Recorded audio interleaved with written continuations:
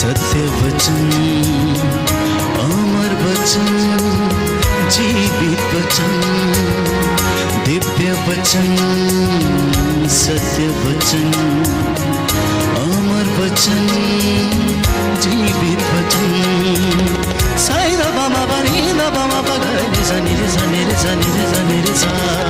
दिव्य वचन, सत्य वचन, अमर वचन, जीवित वचन, दिव्य वचन, दिव्य वचन।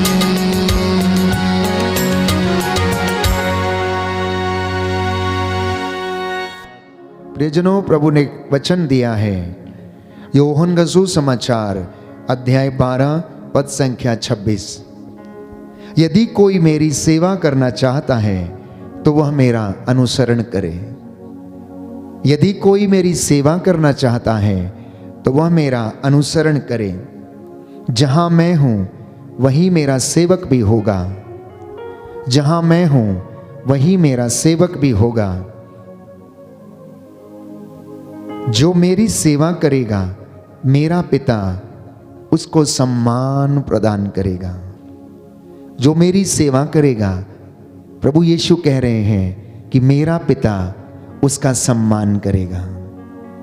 एक सुंदर वचन आज प्रभु ने आप सबके लिए जो उसके भक्त हैं ये दिया है कि यदि तुम मेरा अनुसरण करना चाहते हो तो आत्मत्याग करो और मेरे पीछे हो लो। यदि कोई मेरी सेवा करना चाहता है तो वह मेरे पीछे आए, मेरा अनुसरण करे। प्रियजनों, आपकी चंगाई वहां है जहां परमेश्वर है। आपकी उन्नति वहां है जहां परमेश्वर रहता है। आपकी आशीष वहां है जहां ईश्वर है। आपकी सफलता वहां है जहां ईश्वर का वचन कार्य करता है। इसलिए प्रभु यीशु ने कहा कि जहां पर 2 या 3 मेरे नाम से एकत्र होते हैं, मैं उनके बीच में हाजिर रहता हूं। यदि तुम मेरा नाम लेकर मुझसे कुछ भी मांगते हो तो मैं तुम्हें वही प्रदान करूंगा। बाइबल हमें बताती है कि परमेश्वर हमारे हृदयों को देखता है। इंसान तो बाहरी रूप देखता है, लेकिन परमेश्वर हृदय देखता है। वो हमारा उत्साह देखता है, हमारा दृढ़ संकल्प देखता है, हमारी मेहनत देखता है और उसके ऊपर वो आशीर्वाद हमें प्रदान करता है। उसने अपने नबियों का, अपने संतों का, जिन्होंने अपना जीवन प्रभु के लिए समर्पित किया, उनका उत्साह देखा। उनके अंदर जो जोश था वो देखा। उनके अंदर जो ज्वाला भड़क रही थी वो प्रभु ने देखी और उन्हें ब्लेस किया। प्रेरितों के अंदर पवित्र आत्मा की जो आग काम कर रही थी, जिसके द्वारा उन्होंने सैकड़ों लोगों को परमेश्वर के नाम का साक्ष्य दिया, यीशु मसीह के नाम का साक्ष्य दिया, और उसके द्वारा परमेश्वर ने बहुत से रोगियों को चंगा किया और प्रभु के वचन का प्रचार प्रसार होता रहा। प्रभु का वचन बढ़ता रहा और आज करोड़ों की संख्या में लोग उस प्रभु को जानते, पहचानते हैं, अनुभव करते हैं और उसकी महिमा को अपने जीवन में अनुभव करते हैं। जिनको वो चाहता है ऊपर उठाता है और ब्लेस करता है, प्यारे भाई प्यारी बहन। लेकिन शर्त यह है कि प्रभु ये कहता है, अगर तुम मेरी सेवा करना चाहते हो तो तुम्हें मेरा अनुसरण करना होगा, मेरी बातों को मानना होगा। इसलिए प्रभु यीशु ने कहा कि जहां तुम्हारा धन होगा वहीं तुम्हारा हृदय भी होगा। जहां तुम्हारा ईश्वर है वहां तुम्हारी आशीष भी है। जहां परमेश्वर का वचन है, और वचन जब बीज के रूप में बोया जाता है तो वो उगता है और 60 गुना, 70 गुना, 100 गुना फल लाता है और वो किसान को आनंदित करता है। उसी तरह से वचन भी प्रभु अपने भक्त को जब प्रदान करता है तो वो उसे आनंद देता है। Hallelujah, hallelujah. यीशु की स्तुति हो, यीशु की स्तुति यीशु हो। को धन्यवाद, यीशु को हे धन्यवाद। प्रभु यीशु, हे प्रभु यीशु, आपका वचन रूपी बीज आपका वचन रूपी बीज मेरे जीवन में, मेरे जीवन में, मेरे परिवार में, मेरे परिवार 100 में गुना फल लाए। 100 गुना फल लाए। आमीन। आमीन। तो परमेश्वर किसी से पक्षपात नहीं करता, परमेश्वर किसी से पक्षपात नहीं करता। वो जिसको चाहे, जितनी मात्रा में चाहे, वो उसे उतना प्रदान करता है। और जैसा मैं अक्सर कहता हूं, जिसकी जितनी बड़ी झोली है उसमें उतना ही समाता है। आपकी झोली छोटी है तो उसमें थोड़ा आएगा। अगर आपकी झोली बड़ी है तो उसमें ज्यादा समाएगा।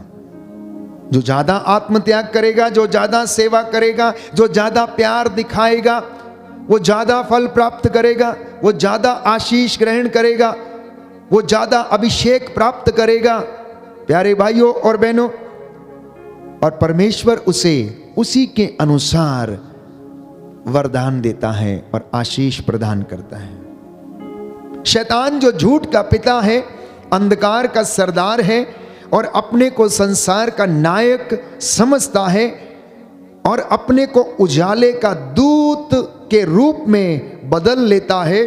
स्त्री एवं पुरुषों को धोखा देता है, उन्हें ठोकरें खिलाता है, उन्हें पाप में गिराता है और खुद वो हंसता है जब इंसान, प्यारे भाइयों और बहनों, धक्के खाता है, पाप में गिरा रहता है और बुराइयों में पड़ा रहता है, उनसे ऊपर नहीं निकल पाता है, तो उसे बड़ा आनंद होता है। क्योंकि ये प्रभु के चुने हुए लोग, प्रभु की अपनी प्रजा क्या करती है? दुख सहन करती है और वह आनंद मनाता है। दुष्ट व्यक्ति को दूसरों को सताने से आनंद मिलता है। जानते हैं आप, जो व्यक्ति दुष्ट होता है उसे दूसरों को मारने, काटने और उसको चिढ़ाने, उसका घर जलाने, उसको क्या होता है, उसे इन सारी चीजों से आनंद मिलता है।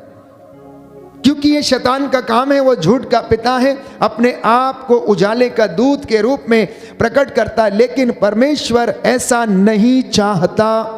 परमेश्वर चाहता है कि आप उसकी हजूरी में रहें, आप उसकी कृपा से वंचित ना हो जाएं, आप पाप में ना गिरें, आप उसकी आज्ञाओं का पालन करें, आप उसके वचन को जो तलवार है आत्मा की उसको लेकर आगे बढ़ें, और जिससे कि आप शैतान के सारे अग्निमय बाणों को बुझा सकेंगे। जैसा कि बाइबल हमें बताती है एफेसियों के पत्र अध्याय 6 पद संख्या 10 और उससे आगे, कि अब तुम ईश्वर के अपार सामर्थ्य से बल ग्रहण करो।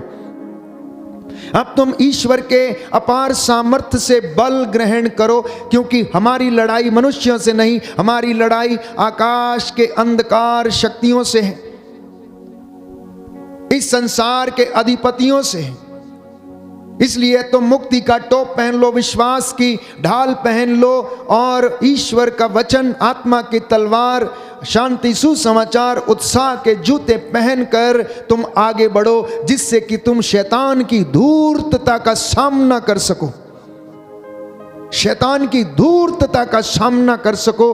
क्योंकि बाइबल हमें बताती है कि परमेश्वर ने अदन वाटिका में शैतान को, जो सांप का रूप धारण करके अदन वाटिका में आया और उसने आदम और हवा को प्रलोभन दिया और उन्हें बहका दिया, तो परमेश्वर ने, प्यारे भाइयों और बहनों, उस सांप को श्राप दिया कि आज से तू पेट के बल चलेगा और मिट्टी, जीवन भर मिट्टी खाएगा। और बाइबल हमें बताती है कि सारे प्राणियों में शैतान सबसे धूर्त था, सारे प्राणियों में शैतान सबसे धूर्त था, प्यारे भाइयों और बहनों। और इसी के साथ बाइबल हमें बताती है कुरिन्थियों के दूसरे पत्र अध्याय 11 पद संख्या 13 से 14 में कि आप लोग झूठे प्रचारक और कपटपूर्ण कार्यकर्ताओं से भी सावधान रहें, जो मसीह के संदेश वाहकों का स्वांग रचते हैं, ये आश्चर्य की बात नहीं है, क्योंकि स्वयं शैतान ज्योतिर्मय स्वर्गदूत का स्वांग रचता है। इसलिए मैं बार बार कहता हूं कि आप बहकावे में ना आए, आप बहकावे में ना आए, किसी की बातों में ना आए। आप प्रभु के वचन को सुने, उसको पढ़ें और उसको अपने जीवन में अनुभव करें, उसे अपने जीवन में अनुभव करें। दुनिया की कोई ताकत आपको बचा नहीं सकती, लेकिन एक ताकत प्यारे भाइयों और बहनों जो हमें दी गई है, परमेश्वर का वचन जो जिंदा है, वो आपको बचा सकता है, आपको उद्धार देगा और आपकी आत्मा इसके द्वारा बचाई जाएगी। जब हम इस वचन को सुनेंगे तो ये हमारा जीवन बदल देगा, हमारे परिवार को बदल देगा।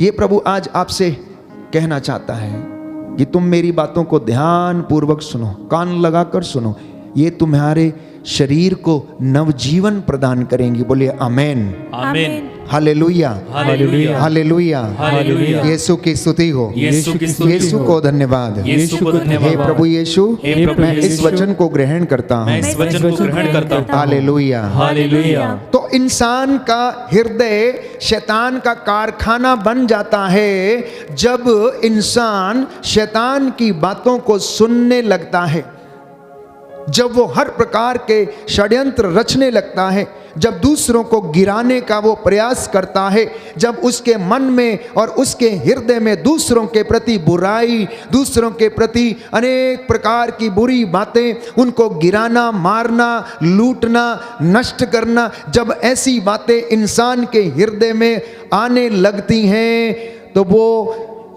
शैतान का कारखाना बन जाता है, शैतान का कारखाना बन जाता है। इसलिए आज मनन चिंतन का विषय ये है, अपने आप से पूछ के देखना, अपने हृदय की टोह लेके देखना, अपने हृदय को प्यारे भाइयों और बहनों जांच के देखना कि क्या वास्तव में आपका हृदय परमेश्वर का मंदिर है या फिर शैतान का कारखाना है।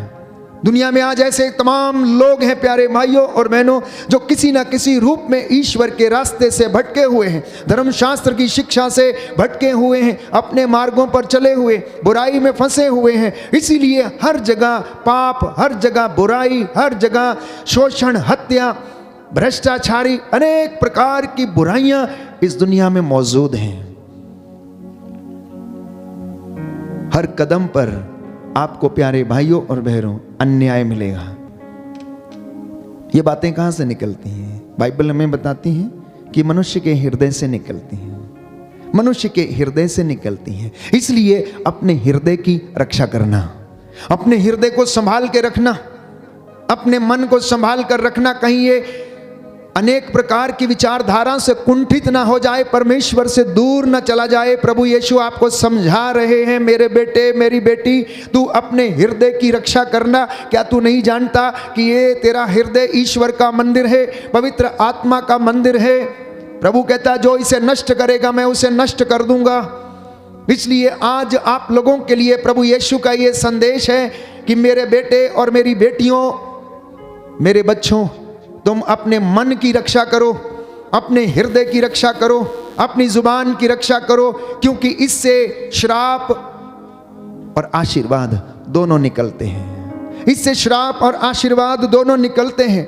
तो प्यारे भाइयों और बहनों, शैतान के बुरे विचार इंसान के मनों को खोखला बना देते हैं। मन की दृष्टि से वो अंधा हो जाता है, जिससे वह परमेश्वर की महिमा एवं प्रेम को देख नहीं पाता है। जब इंसान इन तमाम बुराइयों में फंस जाता है तो वो ईश्वर की महिमा को देख नहीं पाता है, वो ईश्वर के अच्छे कामों को देख नहीं पाता है, उसकी महिमा नहीं कर पाता है, उसके मन में बुरे विचार आते हैं। प्यारे भाइयों और बहनों, वो ना तो पहचान पाता है कि वास्तव में यीशु मारा गया, वो ये अंगीकार नहीं कर पाता कि यीशु मसीह उद्धार करता है, वो ये अंगीकार नहीं कर पाता कि यीशु उसको जीवन प्रदान करता है। तो हर मनुष्य जो अंधकार में है वो पाप करता है, वो अविश्वासी है, परमेश्वर के सामने अंधे एवं मृतक के समान है। और ऐसे लोग शैतान के राज्य में कार्य करते हैं। प्रभु यीशु इस दुनिया में आए, क्या करने के लिए आए? वो आपको और मुझे इन तमाम बुराइयों से आजाद करने के लिए आए, शैतान की गुलामी से आजाद करने के लिए आए। पिता परमेश्वर ने, बाइबल हमें बताती है, समय समय पर नबियों को भेजा। उन्होंने लोगों को प्रायश्चित का संदेश सुनाया। उन्होंने परमेश्वर के बातों को उन्हें बताया। इज़राइल के पापों को नबियों ने गिनाया।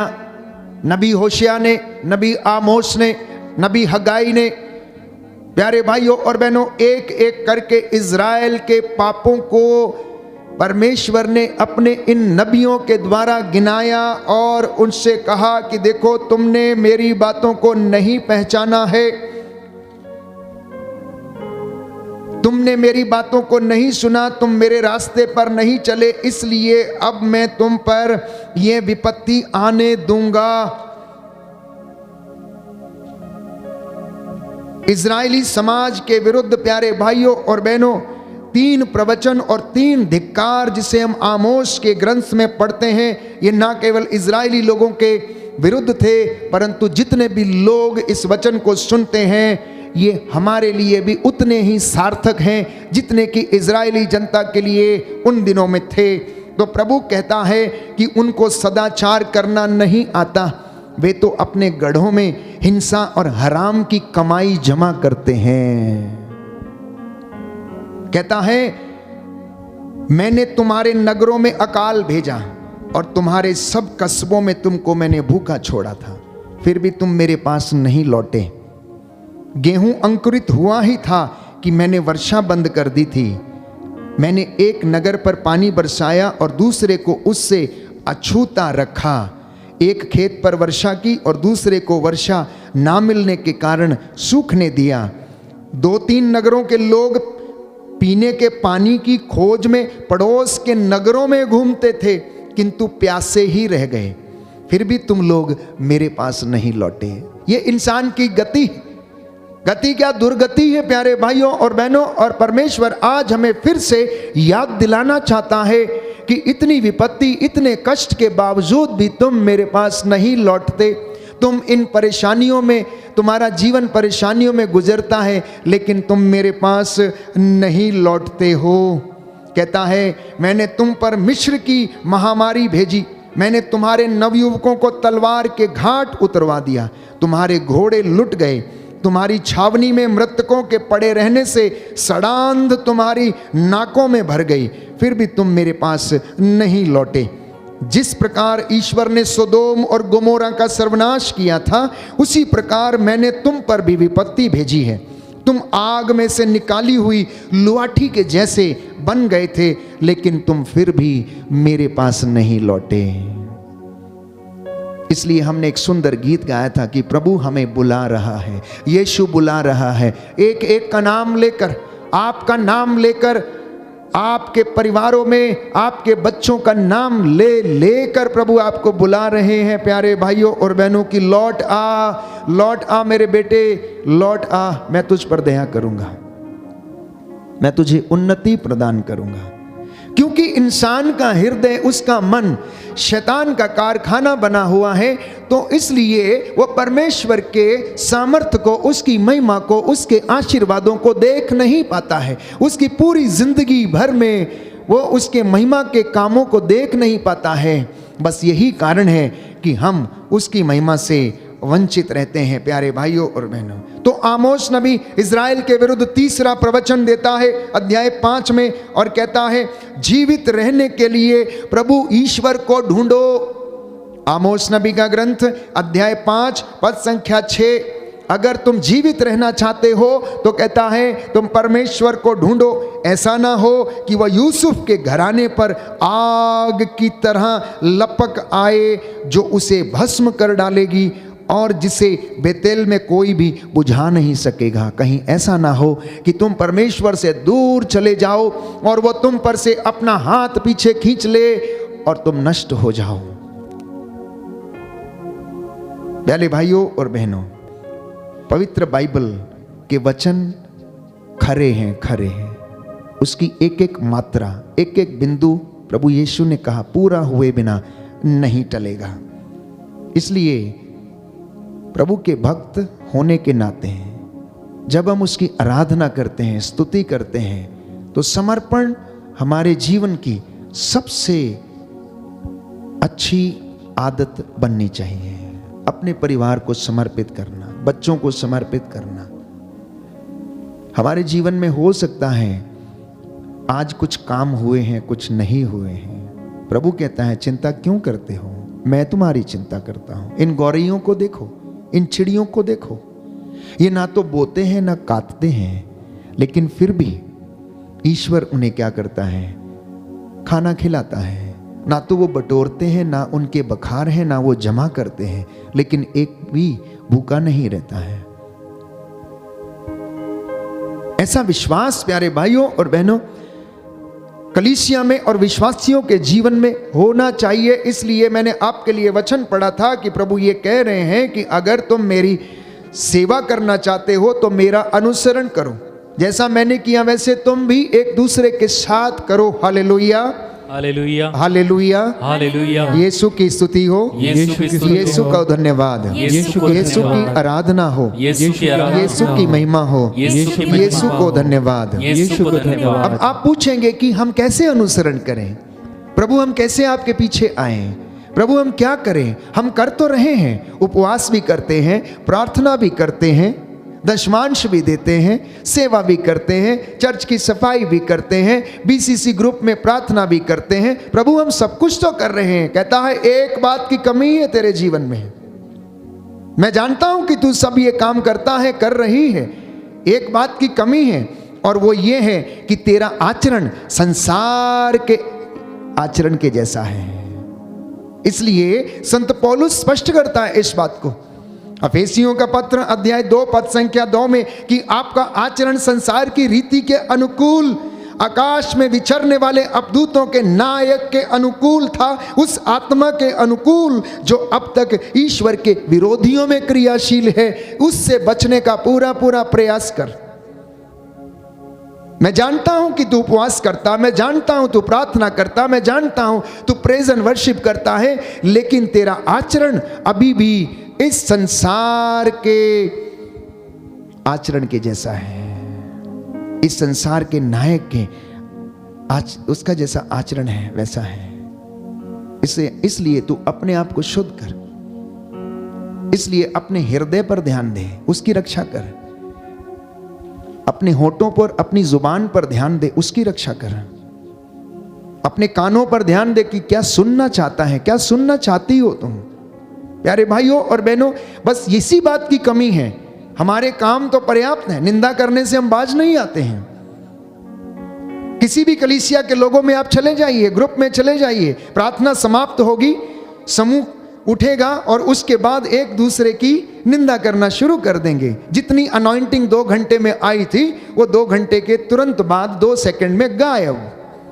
प्रभु कहता है मैंने आपको ब्लेस किया, लेकिन आपने उस अनॉइंटिंग को अपने जीवन में नहीं रखा। बस ये कमी है, और उस कमी को प्रभु यीशु आज आपको चाहता है कि आप उसे पूरा करें, और वो आपको सामर्थ्य प्रदान करेगा। तो यीशु इसीलिए आया था। बाइबल हमें बताती है कि वो शैतान के कामों को क्या करे, नष्ट करे। Hallelujah, hallelujah. योहन का पहला पत्र अध्याय 3 पद संख्या 8 यीशु मसीह इसलिए प्रकट हुए जिससे कि वह शैतान के कामों को अंत करें। Hallelujah, hallelujah. तो यीशु मसीह इस दुनिया में इसलिए आया ताकि वो शैतान के कामों को क्या करे, अंत करे। शैतान के काम, उसके षड्यंत्र, उसकी बातें जो हमें प्रलोभन में डालती हैं, बहकाती हैं, हमारा सर्वनाश करती हैं, लेकिन हम नादान लोग समझ नहीं पाते हैं कि आखिर ये क्यों हो रहा है।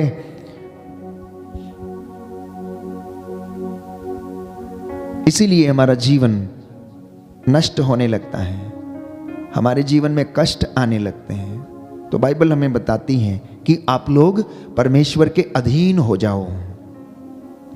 आप लोग परमेश्वर के अधीन हो जाओ और शैतान का सामना करो तो वो तुम्हारे पास से भाग जाएगा। ऐसे नहीं भागेगा। जब तक आप पवित्र आत्मा के अधीन नहीं हैं, जब तक आपके हाथ में पवित्र आत्मा की तलवार ईश्वर का वचन नहीं है, वो आपके सामने से नहीं भागेगा।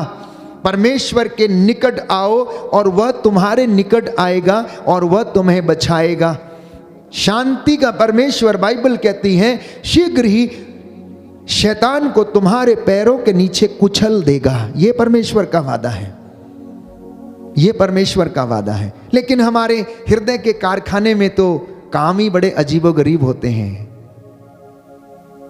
और इसलिए हम अपनी ही दुनिया में रहते हैं। हमारी जिंदगी में यही कशमकश रहती है, दुखों को सहन करना, कष्ट में जीवन बिताना, आर्थिक तंगी में रहना, बेरोजगारी में रहना, और इन तमाम चीज़ों से हम गुजरते हैं। प्रियजनों, अदन वाटिका में प्रभु ने आदम से कहा, आदम, क्योंकि तूने मेरी बातों को नहीं माना, क्योंकि तूने मेरा आदेश का पालन नहीं किया, इसलिए अब सुन, तू जिंदगी भर मिट्टी खोदेगा और तू अपने पसीने की कमाई खाएगा। तू जिंदगी भर मिट्टी खोदेगा और तू अपने पसीने की कमाई खाएगा। इसलिए मेहनत करना इंसान के लिए आवश्यक है। जब तक वो मेहनत नहीं करेगा, उसके जीवन में उन्नति और आशीर्वाद नहीं आएगा। कोई भी व्यक्ति हो, धर्मात्मा, धर्मी, वो अपनी धार्मिकता का पुरस्कार प्राप्त करेंगे। जो विश्वासी है, अपने विश्वास के द्वारा उसे पुरस्कार मिलेगा। इसलिए प्यारे भाइयों और बहनों, परमेश्वर का वचन, बाइबल हमें बताती है कि परमेश्वर आलसी मनुष्य से घृणा करता है, क्योंकि ईश्वर ने आदम को ये बात कही कि तू आज से अपनी मेहनत की कमाई खाएगा, लेकिन उसे ब्लेस कौन करेगा? परमेश्वर करेगा। और बाइबल हमें कहती है कि यदि कोई धनवान बनता है, यदि कोई सफल बनता है, तो वो परमेश्वर की कृपा से और आशीर्वाद से बनता है, दूसरी जगह से नहीं, दूसरी तरीके से नहीं। इसलिए हर व्यक्ति को मेहनत करना है। याजक को, धर्म बहन को, धर्म भाई को, विश्वासी को, कलीसिया के लोगों को, प्रभु के भक्त को, जो उसकी हजूरी में रहता है, जो उसका सेवक है, उन सबको मेहनत करना है। घरों में यदि आप चाहते हैं कि परमेश्वर की आशीष आए, तो आपको परमेश्वर के अधीन रहना होगा। याकूब का पत्र अध्याय 4 पद संख्या 7 से 10 में बाइबल हमें बताती है कि आप लोग ईश्वर के अधीन रहें, अपनी दुर्गति पहचान कर शोक मनाएं और आंसुओं को बहाएं। आपकी हंसी शोक में और आपका आनंद विषाद में बदल जाए। प्रभु के सामने दीनहीन बने और वो आपको ऊंचा उठाएगा। घमंडियों को नहीं, अहंकारियों को नहीं, डींग हाँकने वालों को नहीं। बाइबल कहती है कि आप लोग परमेश्वर के सामने दीनहीन बने तो वह आपको ऊपर उठाएगा। ये आज का वचन आप सबके लिए है। जितने भी लोग इस वचन को सुनेंगे, प्रभु आज आपके जीवन में आशीष प्रदान करेगा, उद्धार लाएगा, आपका जीवन बदल जाएगा। दाहिना हाथ उठाकर इस वचन को मेरे पीछे दोहराइए। याकूब का पत्र, याकूब का पत्र अध्याय 4 पद संख्या 7 से 10। पद संख्या 7 से 10। प्रभु का वचन कहता है, प्रभु का वचन कहता है, आप लोग ईश्वर के अधीन रहें, आप लोग ईश्वर के अधीन रहें, अपनी दुर्गति पहचान कर, अपनी दुर्गति पहचान कर शोक मनाएं, शोक मनाएं और आंसू बहाएं, और आंसू बहाएं। आपकी हंसी, आपकी हंसी शोक में, शोक में, और आपका आनंद, और आपका आनंद विषाद में बदल जाए। विषाद में बदल जाए। प्रभु के सामने, प्रभु के सामने दीनहीन बने, दीनहीन बने, और वह आपको ऊंचा उठाएगा, ऊंचा उठाएगा, ऊंचा उठाएगा, ऊंचा उठाएगा। Hallelujah, hallelujah, hallelujah, hallelujah, hallelujah, hallelujah. तो यदि कोई व्यक्ति ये कहता है कि वो पाप नहीं करता, तो वो अपने आप को धोखा देता है। यदि कोई व्यक्ति ये कहता है कि मैंने ये नहीं किया, मैं कोई बुराई नहीं करता, मेरे जीवन में ऐसी कोई बात नहीं है तो वो अपने को धोखा देता है, क्योंकि बाइबल स्पष्ट करती है कि इंसान ईश्वर की महिमा से वंचित है, क्योंकि सबने पाप किया, कोई भी अच्छा नहीं है। इसलिए आप लोग ऐसा कहकर पाप ना करें, बल्कि अपनी दुर्बलताओं को स्वीकार करें। और संत पौलुस कहता है कि एक दूसरे के सामने अपने पापों को स्वीकार करें, मतलब अपनी गलतियों को स्वीकार करें। घरों में परेशानियां होती हैं, लड़ाई झगड़े होते हैं, मन मुटाव होते हैं, आपसी वाद विवाद हो जाते हैं। सूरज डूबने से पहले एक दूसरे से कहे, आई एम सॉरी, मैं तुम्हें क्षमा करता हूं, मुझे भी क्षमा करो, आओ हम बैठे प्रार्थना करें, और प्रभु आपको ब्लेस करेगा। क्योंकि आपकी आशीष, मैंने कहा, वहां है जहां परमेश्वर है, और परमेश्वर वहां है जहां पर 2 या 3 उसके नाम से एकत्र होते हैं। परमेश्वर वहां है जिस घर में प्रेम है, परमेश्वर वहां है जिस पति पत्नी के बीच में आपसी सामंजस्य है, आपसी प्रेम है, परमेश्वर वहां रहता है। बाइबल स्पष्ट करती यूहन्ना के पहले पत्र में कि जहां पर प्रेम नहीं है वहां पर ईश्वर नहीं है, क्योंकि ईश्वर प्रेम है, ईश्वर सत्य है, और जहां पर सत्य नहीं है परमेश्वर वहां पर नहीं है। इसलिए बाइबल स्पष्ट करती है इस बात को भी कि इस दुनिया में कोई भी न्याय के साथ कोर्ट कचहरियों के केसेस को नहीं लड़ता, सब अन्याय के साथ ऐसा करते हैं। कोई भी व्यक्ति ऐसा नहीं है जो अच्छा है। इसलिए संत यूहन्ना अपने पहले पत्र अध्याय 1 पद संख्या 8 से 9 में कहता है, यदि हम कहते हैं कि हमने पाप नहीं किया तो हम उसे झूठा कहते हैं। यदि कोई व्यक्ति ये कहता है कि हम में बुराई नहीं, हम गलती नहीं करते हैं, तो वो परमेश्वर को झूठा साबित करता है और हम में उसका सत्य नहीं है। और यदि हम अपने पाप और दुर्बलताओं को स्वीकार करते हैं तो हमें हर अधर्म से वो शुद्ध करता है। यदि हम अपनी कमजोरियों को स्वीकार कर लेते हैं तो वह हमें हर अधर्म से शुद्ध करता है। और यदि हम ज्योति में चलते हैं जिस तरह वो स्वयं ज्योति है, तो हम एक दूसरे के जीवन के सहभागी बन जाते हैं। यूहन्ना का पहला पत्र अध्याय 1 पद संख्या 7, first book of Saint John, first letter of Saint John chapter 1 verse 7, यदि हम ज्योति में चलते हैं जिस तरह वह स्वयं ज्योति है, तो हम एक दूसरे के जीवन के सहभागी हैं। और उसके पुत्र ईसा का रक्त हमें हर पाप से शुद्ध कर देता है। बोलिए आमेन, आमेन, हालेलुया, हालेलुया। हे प्रभु यीशु, हे प्रभु यीशु, इन वचनों को मैं स्वीकार करता हूँ, मैं स्वीकार करता हूँ, अंगीकार करता हूँ, अंगीकार करता हूँ। Hallelujah, hallelujah. प्यारे भाइयों और बहनों, मसीह हमारा छुटकारा है, मसीह हमारी चंगाई है, मसीह हमारा उद्धार करता है। इसलिए आप लोग एक दूसरे के सामने अपने आप को स्वीकार करें। प्रभु सब गुप्त बातों को देखता है, वो हृदय की थाह लेता है, वो हमारे हृदय को देखता है। इंसान बाहरी रूप देखता है, परंतु बाइबल हमें बताती है, सामुएल का पहला ग्रंथ अध्याय 16 पद संख्या 7 में, कि परमेश्वर हृदय देखता है, वो छिपे विचारों को समझता है और जांचता है। यिर्मयाह नबी का ग्रंथ अध्याय 17 पद संख्या 10, बुक ऑफ जरमाया चैप्टर 17 वर्स 10, कि प्रभु छिपे विचारों को समझता और जांचता है। प्रभु छुपे रहस्यों को, विचारों को समझता और जांचता है। इसलिए प्यारे भाइयों और बहनों, बाइबल हमें बताती है, दूसरा इतिहास ग्रंथ अध्याय 16 पद संख्या 9, second book of Chronicles chapter 16 verse 9, परमेश्वर की दृष्टि सारी पृथ्वी पर फिरती रहती है। परमेश्वर की दृष्टि सारी पृथ्वी पर क्या रहती है? फिरती रहती है, घूमती रहती है। वो सबको देखता है, वो सबको देखता है। आइए हम प्रार्थना करें, प्रभु का धन्यवाद करें आज के वचन के लिए, आज की शिक्षा के लिए। प्रभु चाहता है कि वो हमें ब्लेस करे। हमारी आशीष वहाँ है जहाँ, प्यारे भाइयों और बहनों, हमारा परमेश्वर है। उसके ऊपर अपना भार छोड़ दीजिए, आज की चिंताएं उस पर छोड़ दीजिए। स्तोत्रकार कहता है, भजन संहिता 55 साम नंबर 55, तुम प्रभु पर अपना भार छोड़ दो और वह तुम्हें संभालेगा। बोलिए आमेन, आमीन। Hallelujah, hallelujah. स्तोत्रकार कहता है स्तोत्रकार कहता तुम है, प्रभु पर अपना भार छोड़ दो तुम प्रभु पर अपना भार छोड़ और दो वह तुमको संभालेगा। और वह तुमको संभालेगा। अपना जीवन प्रभु को अर्पित करो, अपना जीवन प्रभु को अर्पित करो, उस पर भरोसा रखो उस पर भरोसा और रखो, वह तुम्हारी रक्षा करेगा। और वह तुम्हारी रक्षा करेगा। Hallelujah, hallelujah. Hallelujah, hallelujah. Hallelujah. Hallelujah. प्रियजनों, विश्वासी का जीवन कष्ट में जरूर हो सकता है, लेकिन आशीष से कभी वो वंचित नहीं रहेगा। ये आज का प्रभु का वादा है कि मैं अपने बच्चों को ब्लेस करूं।